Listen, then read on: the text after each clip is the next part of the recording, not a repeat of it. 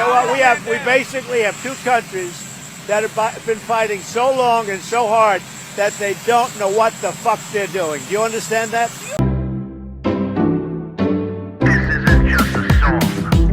Illuminati is a thing you need to watch out for. They want to depopulate and slave us so much more. World domination, I'll get into that later. I'm hardcore, fierce and sexy. You're just a hater. You deserve the ridicule because you're an absolute zero. I'm the keeper of the chalice, a rock and roll hero. I'm not an idiot nobody listens to, because I'm not a failure in life like you. Let's talk about Bill Gates and the mark of the beast, and the orgies in the streets at the Catholic feasts, and Bill and Hillary's human trafficking ring, and George Soros got the money to pay for everything. Socialism is for losers, working for the devil, chumps that can't fight, they ain't on my level. It takes an evil one to try to debunk and doubt it, so I'd rather die than stop talking about it. Watch out, watch out, watch out, watch out. Watch out for the Illuminati. Watch out, watch out, watch out, watch out. Watch out for the Illuminati. Watch out, watch out, watch out, watch out. Watch out for the Illuminati. Watch out for the Illuminati. Trump dropped the F-bomb. Trump dropped the F-bomb. Oh my, Trump dropped the F-bomb. You've seen it in the news.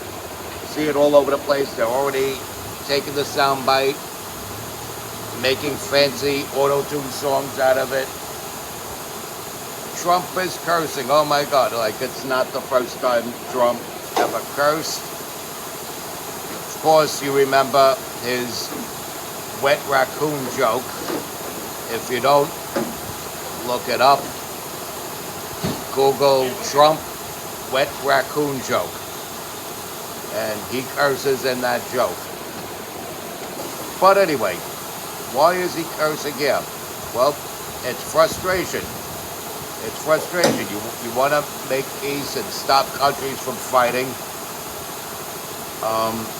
You've been told that Iran is the aggressor. So in defense of your own country and the country that they're taking aggression against, which is Israel, and for the fact that you want the whole world to be safe because you don't want a rogue nation like Iran having the capabilities of destroying entire U.S. cities with a single bomb per city. And then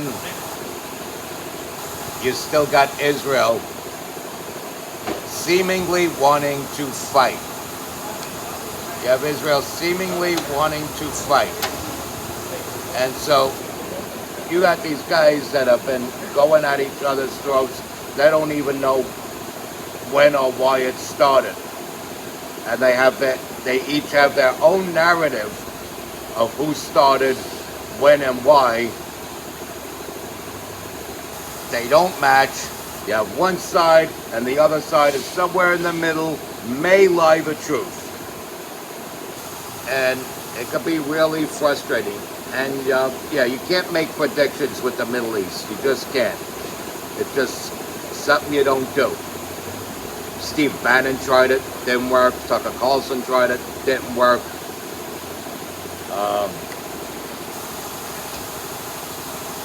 Yeah, it's not a good look to predict what's going to go on in the Middle East because it's so volatile and has been volatile long before there's even been a United States of America. So you have to understand the frustration of the man. But he called it. He called it. And I'm going to be the one to say it. People are going to get really pissed off at me. To my Jewish friends and fans that still watch this, I still love you and all, but I got to say it. It seemed like to me for years, ever since I was aware of my surroundings and aware of this conflict in the Middle East, whether it's Israel-Egypt, Israel-Syria, Israel-Iran, Israel versus these different factions. Well, these little terror factions are a little different, but the conflicts between Israel and these other sovereign Arab nations, it always seems to me as follows. Israel's like that friend of yours, or that younger cousin or baby brother that you catch being bullied, so you push back the bully, right? Then you go back about your business, and the next thing you know, your little bro that you just protected is being the aggressor, because they know they can run and hide behind you. And that's how a lot of people see it. Is that really the case? That remains to be seen in the next 4 or 5 years. Well, like I said, you can't predict anything with the Middle East. But you could see how the world views it. I mean, you could get mad at me all you want, but Israel is not completely blameless and a complete white angel, innocent of all wrongdoing. It's not the case. Ever watched the movie Carlito's Way? The lawyer, once he sees that he's got some clout, he's surrounded by Carlito and his boys. He gets a little ballsy, starts acting up east, starts threatening his girlfriend's ex-boyfriend with that piece. Okay, follow where I'm going with this? Now you see why people feel a certain type of way if they're not Jewish or get called Jewish. Because, let's face it, when you're not Jewish and somebody calls you Jewish, you know you're not going to take it like, oh, he just called me Bill Goldberg. Yeah, which you know is this beastly, unstoppable wrecking machine. Ex-football player, ex-professional wrestler. Oh, he just called me Necro, who you know is the godfather of the gore genre.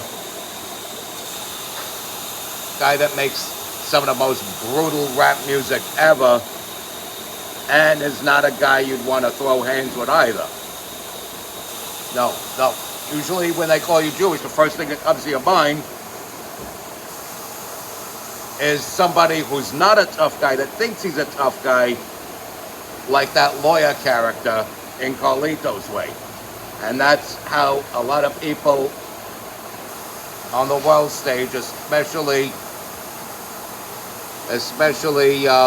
opponents of war in the Middle East, see Israel. Is that really the case?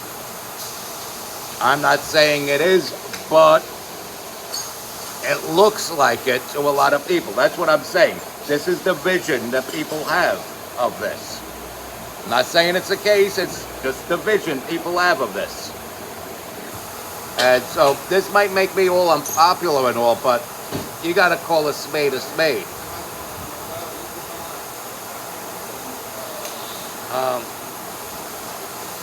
Not everyone likes Israel. I have no beef with Israel. I have nothing against the Jews. I'm quick to correct people when they think I'm Jewish, but I have nothing against the Jews. And that's it. There should be a ceasefire, and there should be an actual end of conflict. A ceasefire means you're taking a break from killing each other with intent to go back to killing each other. Donald Trump wants an absolute end to this. And as much as I love Donald Trump, I'm a little skeptical about that. But again, it's not a good look to predict what goes on in the Middle East, or what will go on in the Middle East, because somebody somewhere will have egg on their face for making the wrong prediction. So I'm not going to touch that. I'm not going to be that guy. I could talk about recent past and present with the Middle East, but I cannot talk about the future of the Middle East. I hope it's bright. I hope it's beautiful, but that remains to be seen, and it's all up to the players involved. This concludes this episode of the MC Too Tall Show. Respect God. Watch out for the Illuminati. Follow and share my content. Tell all your friends about me. Stay strong. Keep kicking that slang. It's your boy in the building. Hip-hop legend. Recording engineer. Underground rock and roll hero. MC Too Tall. Be good.